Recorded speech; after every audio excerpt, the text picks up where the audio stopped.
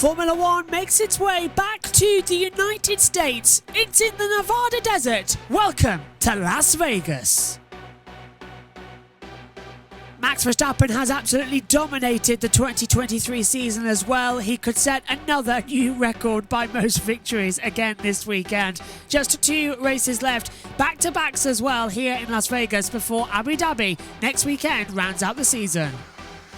Max Verstappen leads the Drivers' Championship and is already champion on 524 points. Sergio Perez, with a good result in Sao Paulo, now goes to 258 ahead of Lewis Hamilton on 226. Fernando Alonso and Lando Norris in a battle with Carlos Sainz now for 4th place. Carlos Sainz then ahead of his teammate Charles Leclerc, who's down in 7th, fighting off George Russell. Oscar Piastri, Lance Stroll and Pierre Gasly round out the first page.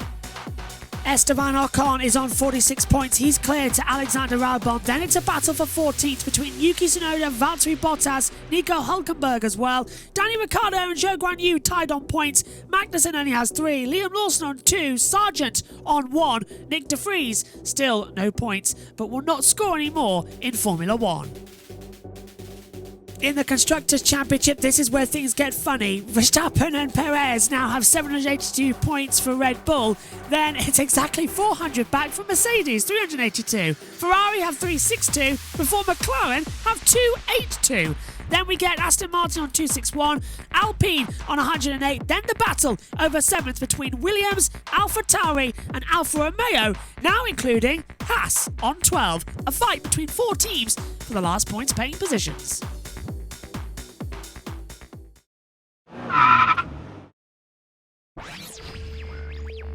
Let's take a look around the brand new Las Vegas street circuit. Designed here on the Strip, it's our 3rd ever Grand Prix in Nevada after Caesars Palace in 1980 and 1981.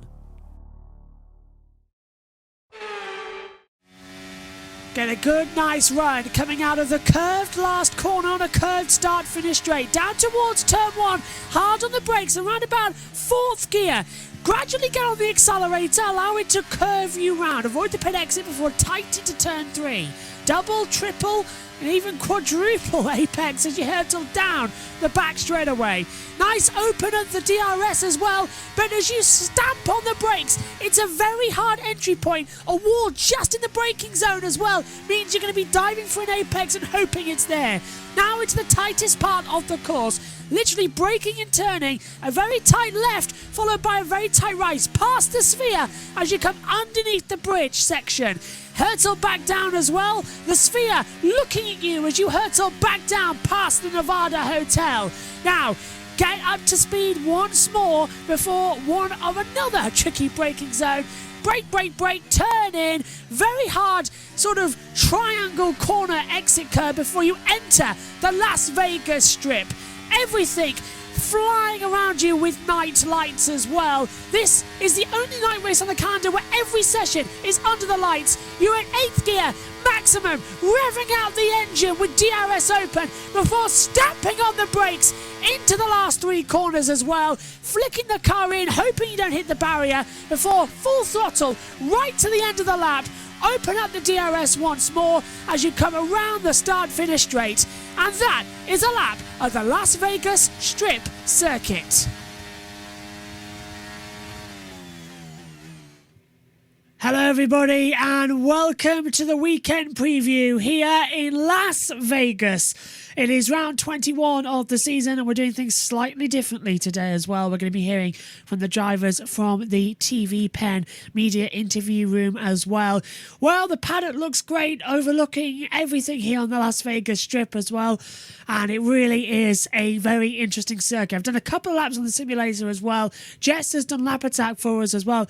But the one thing that strikes me out, it's how dangerous this track actually is. 3 long straights and 3 heavy braking zones into 90-degree left-handers with walls right there at the exit.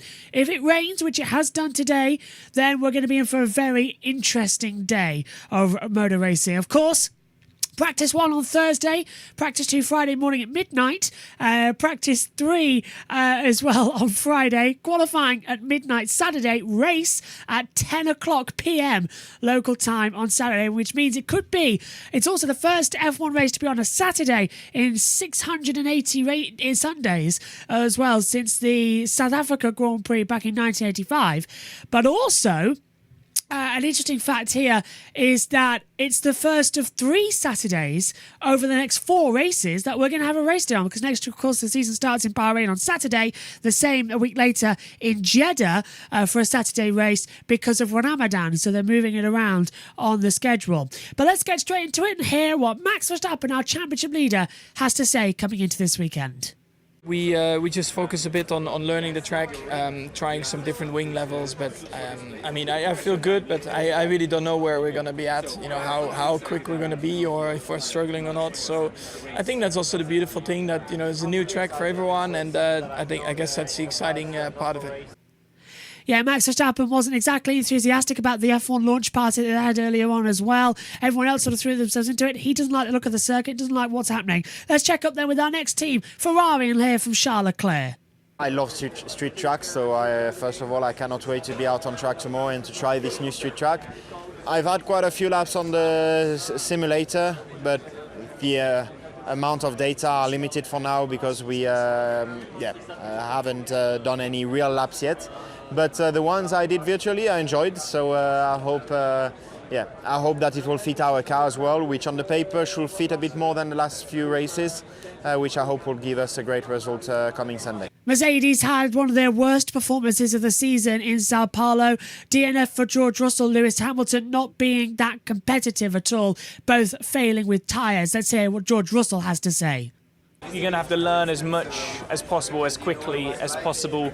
The track's going to be evolving. You've got cars driving on the track right now, dropping oil, dust down.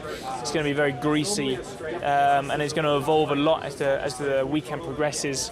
So you're going to have to always be forward thinking. And now it's raining currently. It's going to throw a spanner in the works for everybody. So the fact is, nobody knows how it's going to pan out.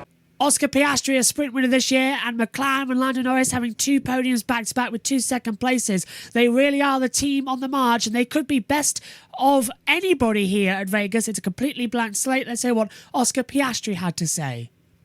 Confident coming into this weekend. I think, the last few weekends have been tricky for differing reasons, but I think the pace, especially over one lap, has always actually been quite good. It's just putting it together at the right time and just being consistent's been sort of the struggle. So it's going to be a unique circuit in terms of long straights, slow corners, cooler temperatures. So a lot of things to try and get right.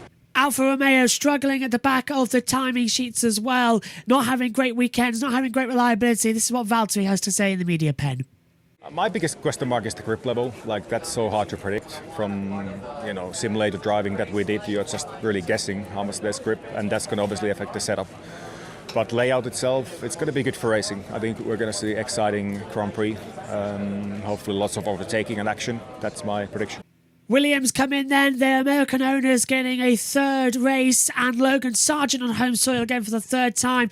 The first time any drivers had that as well since 1963. Let's take a quick look at what Logan had to say. All 3 of these US Grand Prix have been super special in their own way. Obviously Miami being on my doorstep.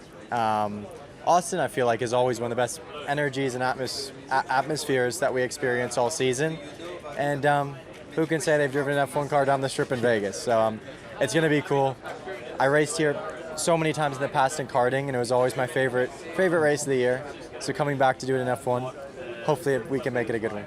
Aston Martin were returning to the podium with Fernando Alonso last time out as well. A great performance for them in Sao Paulo. Good performance as well from Lance Stroll. Really turned up last time out in Sao Paulo in the sprint race. This is what he had to say in the media pen. I did a bit of sim work. It's going to be fast. Challenging. I mean, street circuits are always challenging, not much margin for error, but I think it's kind of got that Baku characteristic, long straights, big braking zones, which hopefully will, make for some exciting racing on Sunday too. Alpine were sort of up and down all season. They keep remaining up and down. This is what Esteban Ocon said. It will be super quick. We are going to get speeds of 350 kph, with tow, and yeah, it's going to be a crazy race, to say the least. I expect a lot of overtaking. Qualifying is going to be tricky because everyone's going to want to tow each other. So maybe not the most fun one, but important to position yourself well. And then, yeah, we will see about the race. I hope we are going to be competitive. We've worked a lot since Monza, and we'll see where we are.